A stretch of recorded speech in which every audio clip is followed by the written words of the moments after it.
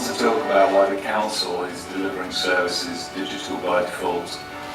In this century, there's an app for everything, there's a website for everything. People are quite happy to do their shopping online. So it makes sense for us to make it possible for council customers to approach us in that way, and that's increasingly what we're doing. It also has the happy coincidence that it saves us money. There can be concerns that vulnerable people are less able to use digital services, but we're putting other interventions in place to make sure that they're not disadvantaged in any way. So this really is a win-win, and it's also a really good example of what a new council will look like for the people of Kirklees. Staff also find that it's actually easier sometimes to use a digital service, and I want to thank them for being flexible in adopting the new approaches. But the fact that they actually do find that being flexible brings more to their work is a double win, really. So thank you to all of you who are taking this on board. My role in the centre is as a customer service officer. What I do, I help people when they come in here with a variety of different services. I'll direct them to the sort of web chat arrangement if they need some other help, or I will just generally make sure that they get the service that they want so they go out with a smile on their face.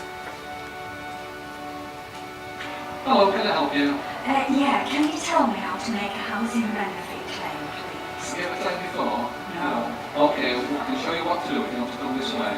I think customers now get a quicker service. There's much less queuing than there used to be, and there's not double queuing, so people can go straight to what they want. And if they get a bit stuck, there's always someone here who can help them anyway. And on the IT systems, there's the web chat facility, and that enables people to get instant messaging, which is very useful for them.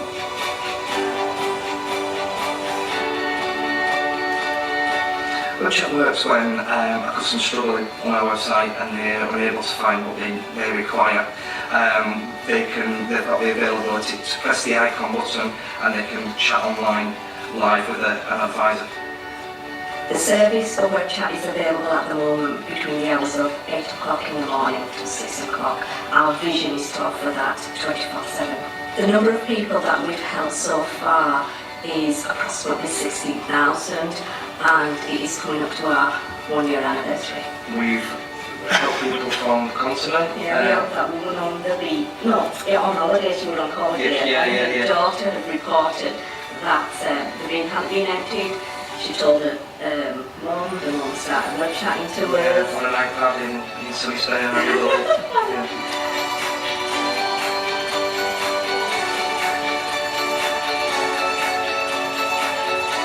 There's certainly made it more varied and more interesting as well, because we deal with a number of different tasks all at one go.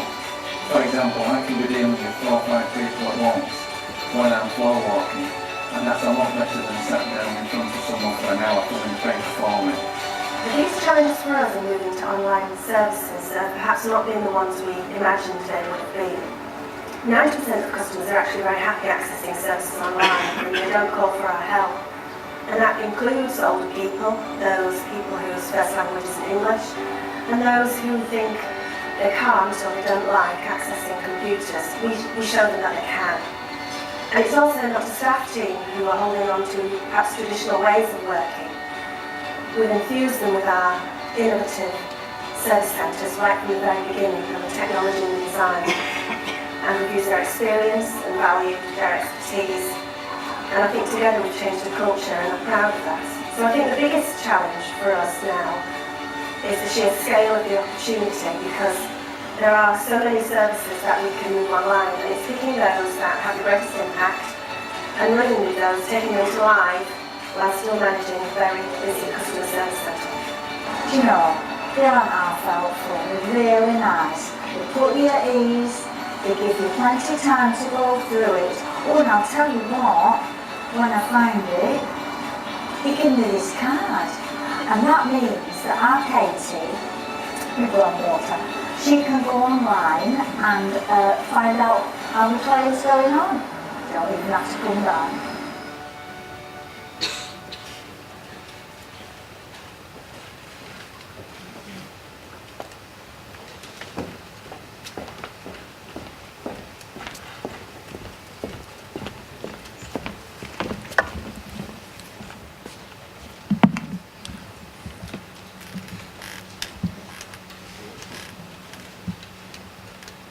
Well, hello, good morning, and I'd like to say it's fantastic to be here in sunny Scotland.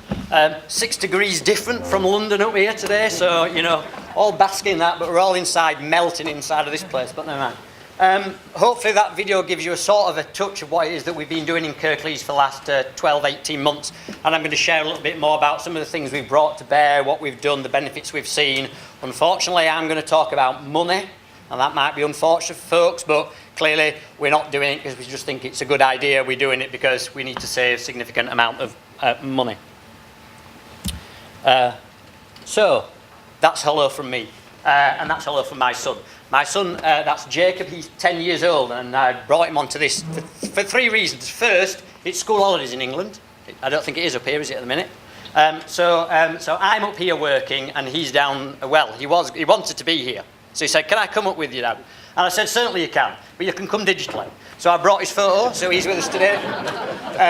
I did think about sticking him out in the car, and we could have had the car with the window down and a bit of a drink, but I thought it'd be a long chat. And you've all been sat patiently for quite a long time already. I'm sure he wouldn't have been able to manage that at all, but nonetheless. The other reason he's here, though, is because, as I say, he's 10 years old. So he was born in January 2006. So for those people that know about the e-government programme, all services online by December 2015, yeah, I was doing the nice return when I get a telephone call to say, your kid's about to be born, you better jump up and leave. So, you know, so that's 10 years ago, yeah? So we put online services, 100% of them online 10 years ago, so why on earth are we talking about that now?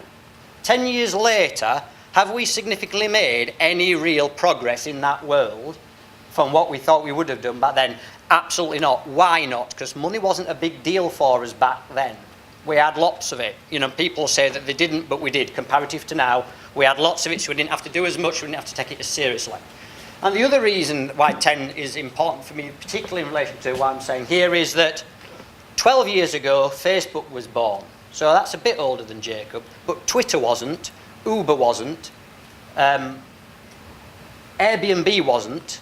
Okay, and whilst people are saying these were built from the ground up, what I'm saying to you is they've used digital technology to deliver a completely different type of business to compete. What have we done in that 10 years' time? Have we done the same thing? No, we have not. Yeah? So I still think we've a long way to go. We're not going to do that in the next 2 or 3 years either. So, because you've been sat down for such a long time, why don't you all just stand up for a moment? And you can shake legs. Go on, please. Just shake your legs for a moment, just to feel a bit more comfortable. We don't mind audience participation. I didn't give you permission to chat, but you know, clearly. Sit down, yeah, if you're over 30.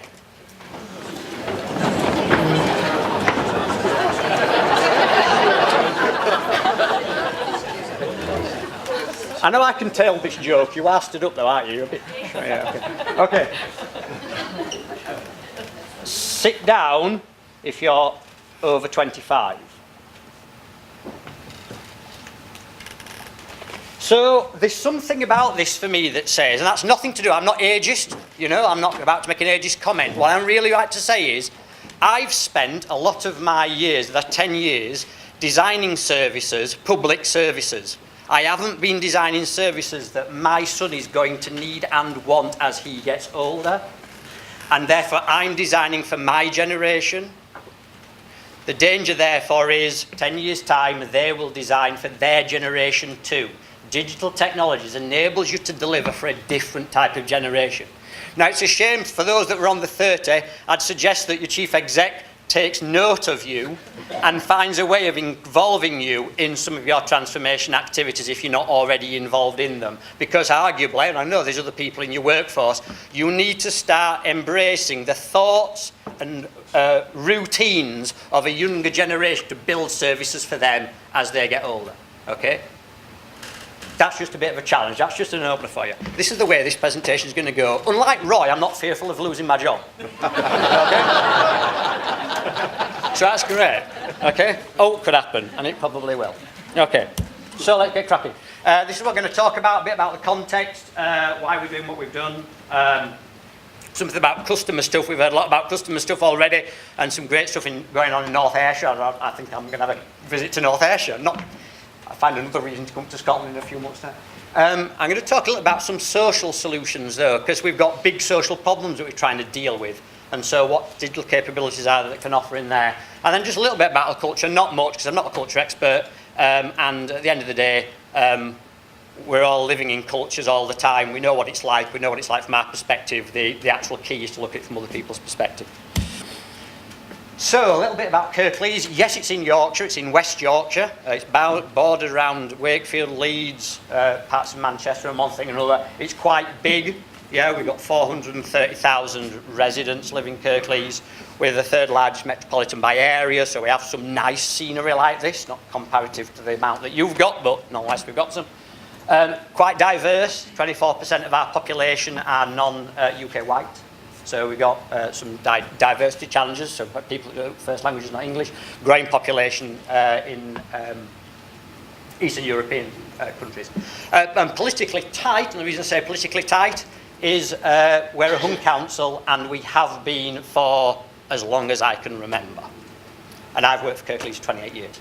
So we are used to working in an area where there isn't no direct overall majority control.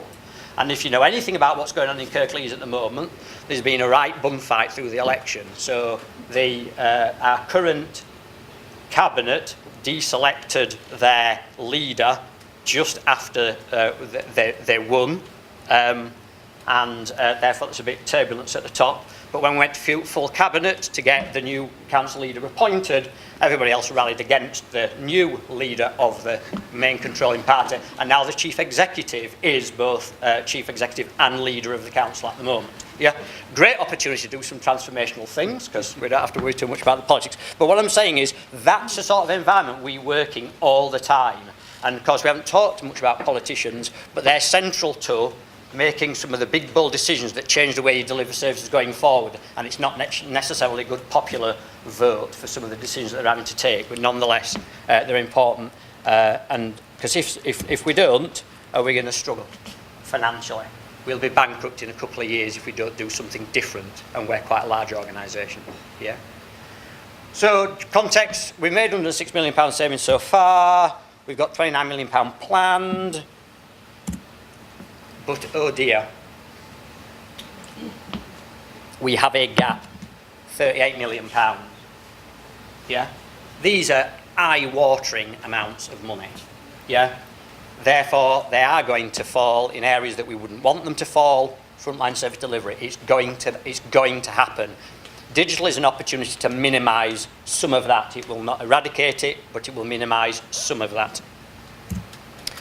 So, you know, that's what it's all about, doing things differently by doing digital things. So that's what we're up to. So let's talk a bit about the customer access stuff. Customers have needs, of course they do, and they have preferences. They prefer to contact us by the channel that best meets their needs, or their preferences is what I'd say. It doesn't necessarily best meet their needs, but it certainly meets their preferences. They contact us in the traditional ways that they've always contacted us, yeah? But we have needs and preferences too, and so what we're saying is we have to take control. We have to try and get people to use the services that are the cheapest possible for us to deliver, yeah? So we're not as keen on the preferences anymore, we focus on needs, and that's what we're about.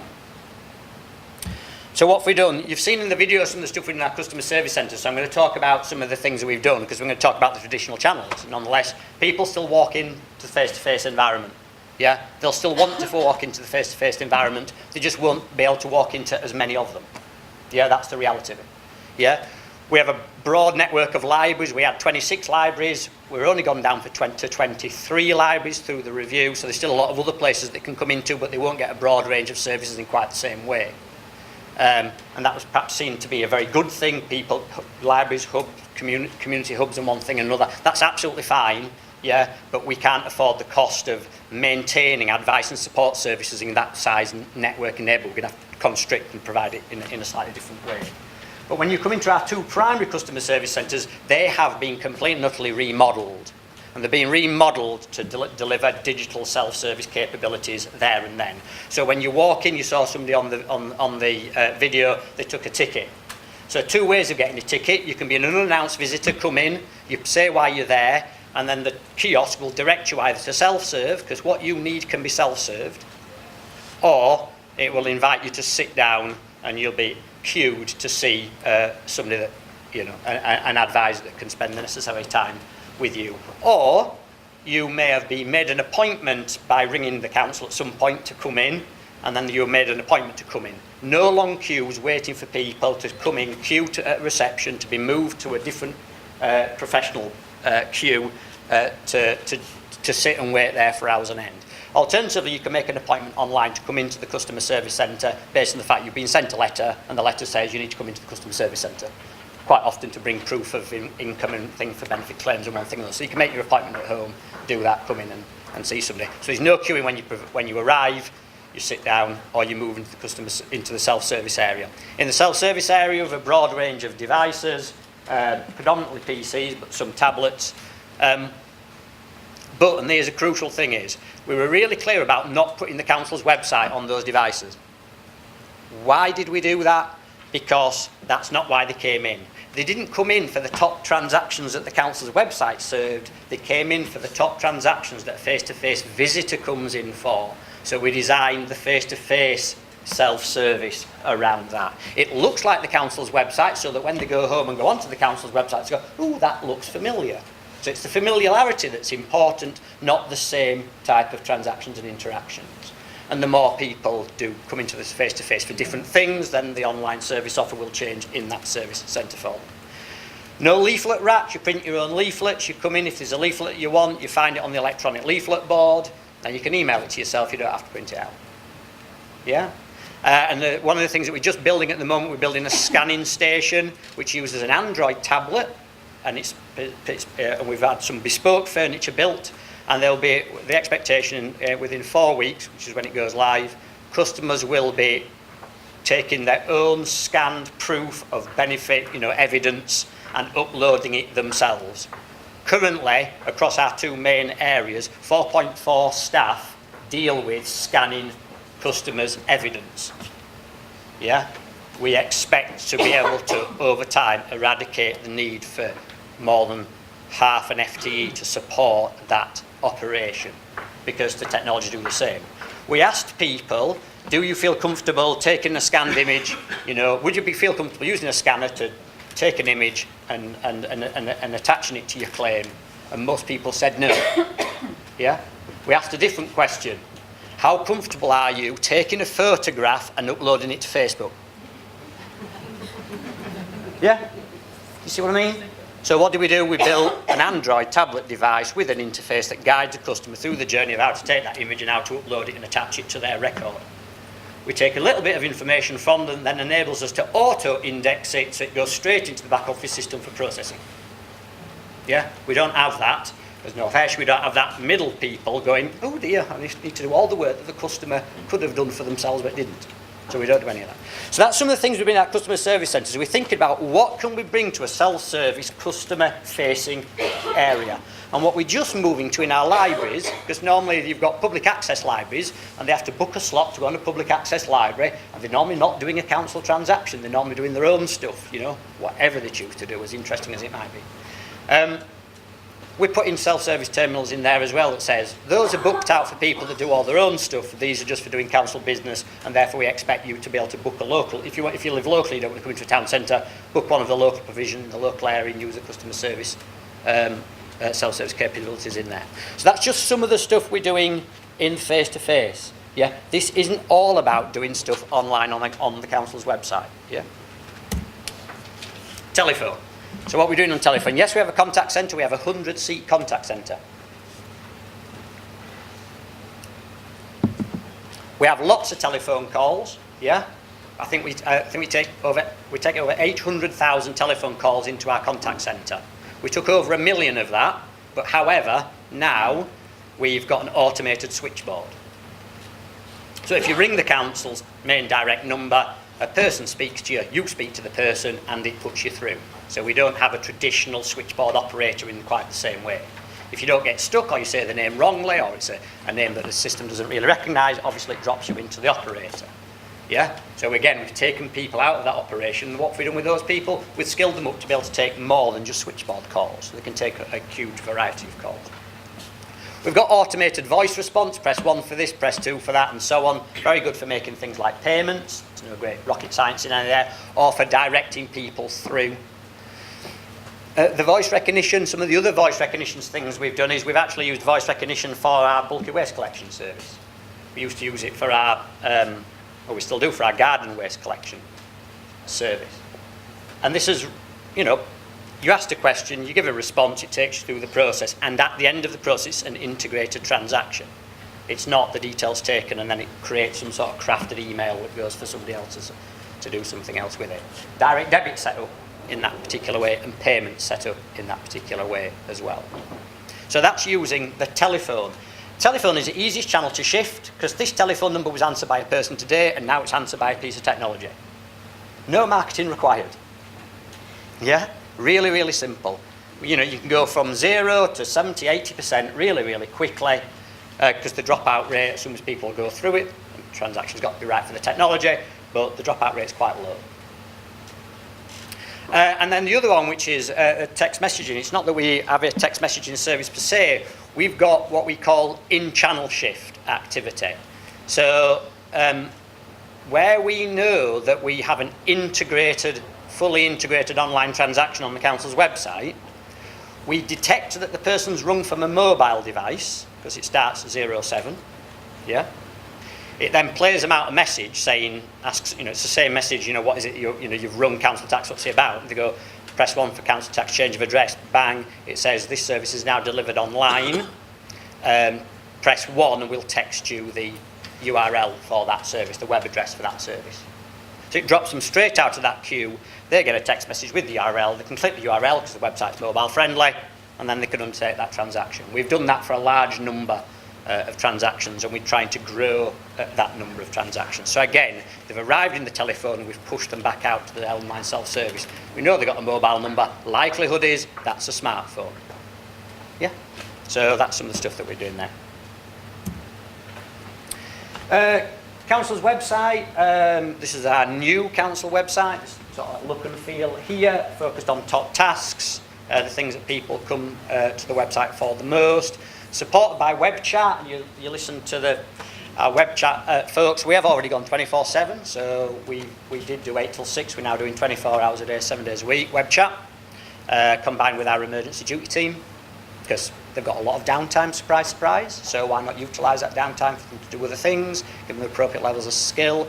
But the web chat isn't about dealing with a complex inquiry. It's about signposting to the activity that's on the council's website for them to do it, because it's expensive otherwise. We're trying to get people to do things for themselves. We want them to stay in the online channel. If they're struggling with one of our transactions, then they're there to help them with that transaction. They're not there to do it for them. They could do it for them, but that's not what we're trying to do. We're trying to resist. We're trying to push people to do it more for themselves. And you can see from our social media activity, the council's got quite a few followers in both Facebook and Twitter. And we do we have social access, so we do allow people to report problems to us, but we have a single digital assistance team. So if they're not web chatting, they're dealing with emails. If they're not dealing with emails and web chat, they're dealing with tweets and Facebook posts. So that's a comprehensive social access arrangement. What's it really good for, though? It's good for getting large broadcast information out to people. So, you know, road closures, inclement weather, school closures, all that sort of stuff. It's a great way of stopping people from having to contact us in the first place. Yeah, and what do?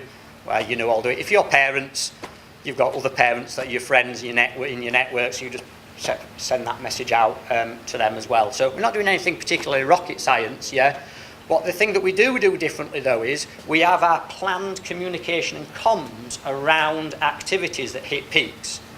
So we know that we'll get a splurge of garden waste collections at a certain time where the weather starts to improve, so we start sending tweets out and Facebook posts about how to report that online.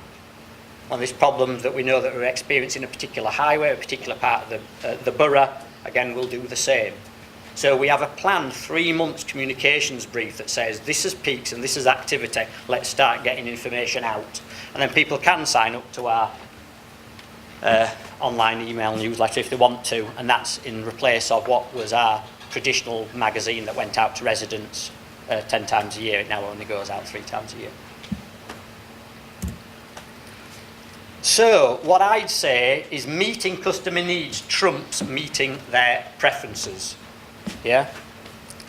And that's what we need to focus on. What's the need the customer's presenting with, and how can we best meet that need with the budget envelope that we are having to work with? And more and more and more of that needs to be self-service.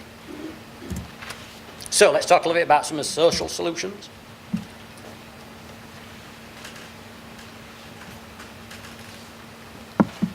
We know that welfare reform's a problem. We know that welfare reforms are hitting communities that are already finding it difficult to struggle, struggling already, should I say. And a lot of those folks would, be much, much better off if they were working. Yeah. So we've built an online platform called Better Off Kirklees, and it does 2-3 things depending. I've only illustrated it on a mobile device, so you know that it's mobile responsive, but clearly you can access it on a tablet or a PC or anything else. There has been an operation performed for a long time out, shut down. I don't know what that means. Anybody want to? On this particular one here? Which one? Any button. Any button? Yeah, just press the button. Not the off button. Forget that. Unfortunately, those people, your viewing has been slightly affected by this awful thing over here. No. It's okay on this side. Yeah, never mind. Mayor of Kirklees, what we've taken the time and trouble to do in response to advice services is to find out where all the amount of time is spent by our benefits advisors. And what we've found is that a significant amount of time spent by benefit advisors is spent helping people complete forms. Yeah? And it's interesting, it's a face-to-face service, and we deal with everybody that walks in. So in the Citizens Advice Bureau, if you present, you will be provided with a service. If you came into Kirklees Benefits Advice Service, if you presented, you'd be provided with a service. So we'd sit down, we'd work out whether or not you're eligible for certain type of benefits, which is a great thing to do, make sure people maximise their benefits. Then we'd help them complete all their application forms, because they're really tricky application forms, and depending how you complete them, depends on whether or not you get the benefit or the entitlement. Yeah? And we'd spend all that time doing that. And if you didn't get the benefit and you were unfortunate, but we thought there were grounds for appeal, we'd help you appeal and we'd represent you at tribunal. Yeah? It doesn't take a mathematician to work out that's very expensive. Yeah? So what we've done is we've put all the benefit forms online digitally, including the DWP's forms that they haven't done for themselves, for where we spent most of our time supporting people. And we've put a scripted supported application form. So we've taken all the knowledge out of the benefits advisors that said, when somebody fills this box in, what they really need to consider is these things. And so we've injected that part of the form with that type of specialist advice to help people to ensure that their claim is the best it possibly could be when it goes in. Now, we haven't, unfortunately, the DWP have been fine with us digitising the forms, just they don't allow us to send them to them digitally. So we still have to print them off at the end of the day. The claimant has to sign them and send them in, but the advisors are no longer doing that for them. Yeah? They might, and they can also do the benefits entitlement assessment for themselves as well. They can do the calculation. They might get stuck. There's web chat. They can be assisted to help with the calculation, what put in this box or what, I don't quite understand this part of the form. So we've digitised that part of the process. We've saved £400,000 per annum. Yeah?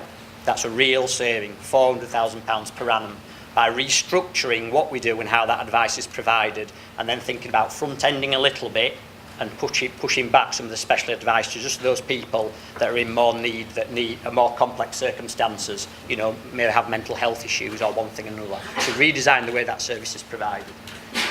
They've added a job element to it. So, because clearly, if we believe government, people will always be better off in work, okay? So you can search for work. You can search for work from Universal Job Match, from jobs locally, from other job sites. So we've brought them all together in an aggregated search facility. If you search once, all these jobs get provided for you. Then you can go off and apply for those jobs. And then the other thing in terms of meeting claimant commitment, because clearly if you don't prove that you've done all the job-seeking activity, 5 minutes already, Jesus Christ.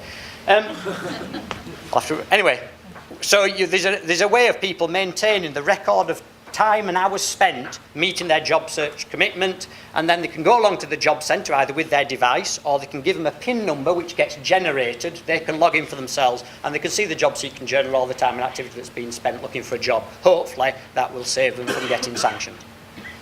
So that's what that platform does. As I say, it saved us £400,000, but in terms of welfare gains, monetary gains, customers have benefited to £2.1 million in monetary gains since we went live on the 15th of October last year. Supporting health, wellbeing and independence for those people that have got that job in the audience. My Health Tools, this is a digital capability, it's a digital platform approach that enables people that are suffering a long-term condition to manage their own long-term condition using the behavioural change technique and approach to help them to manage that in a way that's considered to, it's proven that people taking a behavioural change approach to managing their conditions are more likely to stay more in control and more healthier for a long period of time. So it's a number of things: pain, breathing difficulties and anxiety, the three conditions that we've majored on. You can choose your condition and then you say the degree with which you feel able and comfortable in managing that condition. And then, depending on what you say, it guides you towards articles, things you can do, advice, groups, networks, organisations that can help and support you, and techniques that you can use, whether it's a pacing technique for dealing with pain, or it's some sort of exercise program or exercise regime that will help in your general health and well-being. Okay, so we've got that for people suffering long-term conditions. And then we're just developing for people, because we need to increase the physical activity amongst our residents. I'm no great surprise that won't be a challenge for yourselves too. And so we're taking a similar approach, not if you can see these really, really well. But the challenge here is, why don't people partake in increased physical activity? They don't have the money, they don't have the time, and a whole raft of other reasons. I'm lonely, I don't want to do it on my own.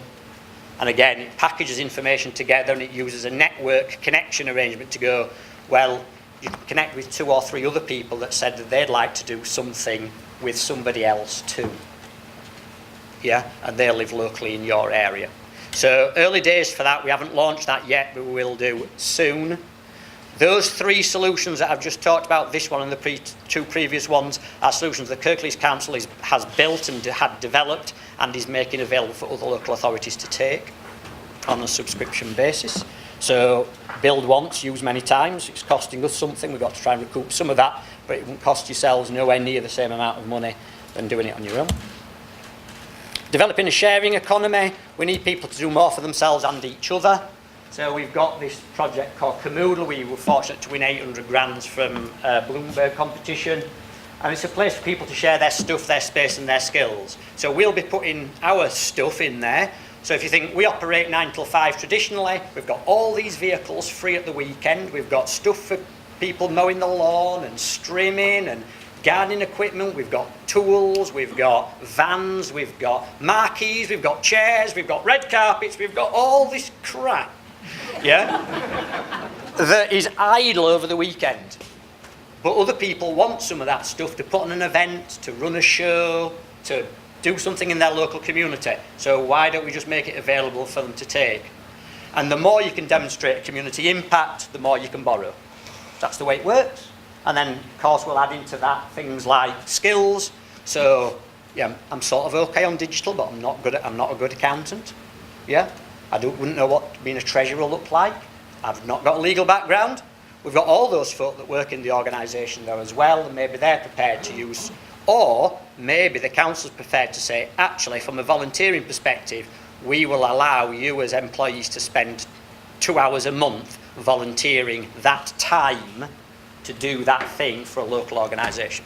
So that's something that we're building at the moment, the Camoodle platform. So just a small amount of thing on the culture, because I've got like 2 minutes left. I'm even overrunning. Doesn't really matter. Don't care. It's nice. We did a survey to ask folks like you in our organisation what's stopping you. Why on earth can't you take this forward?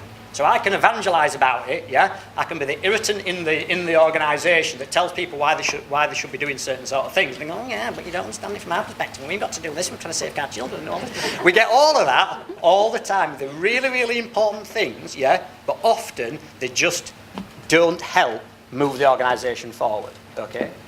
So we asked folks, these are the things that we think you can do. What opportunity do you think there is in your sort of work? We got 46 respondents from across the council, all over the place. It was a good mix, you know. And we were trying to get people to understand there's now and there's what it looks like in 2018. The thing that shocked us first, which isn't in this slide, is our senior managers, because they're largely the people that completed it, said they could see no significant channel shift between now and then. Yeah? Chief executive's words were, not surprised, but terribly disappointed. Yeah? And I think your chief exec would say the same if that was representative of you here, because we've done a lot. Now, it might have been because we've already done a lot, they didn't see any significant channel shift. But great surprise, where's the pockets of where they didn't see much opportunity? I'll leave you to work those out for yourselves. You're a large organisation, you deliver the same type of services as we do. And I don't want to embarrass those people. Massive opportunity for online forms and applications, though, but very little opportunity to redesign services to be fully digitally enabled. Now, that's a worry, because that's where the cost savings is. Listening to North Ayrshire, that's where the money saving comes, okay? So we've got to do a lot to work out, why do people think this and say this? And it's a lot to do with when I asked you all to stand up is, it's a difficult to comprehend how that different might look like from not necessarily having your own experience yourself. So we need to do a lot about that. We need to help people. Where are the biggest challenge areas? These three.